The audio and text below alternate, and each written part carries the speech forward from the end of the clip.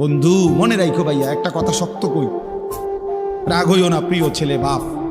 এই কপাল পৃথিবীতে উপার্জনের দুনিয়াবি কোনো কাজে লাগে না।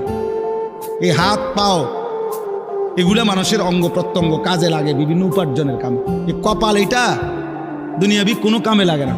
দেখ কোনো কাজের জন্য ওটা দিয়ে কোনো উপার্জনের কোনো কামে, দুনিয়ার কামাইয়ের কোনো কাজে এই কপালের এটুকু জায়গা ব্যবহার হয় না, এটা লাগে না আর কি। তাই এটা আল্লাহ তাআলা কেন বানাইছেন?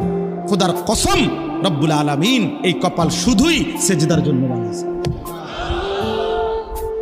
শুধু সেজদার জন্য। এই জন্য যে কপাল সেজদা দেয় না, যে কপালে সেজদা নাই, তুই মানুষও না, মানুষের বাচ্চাও না।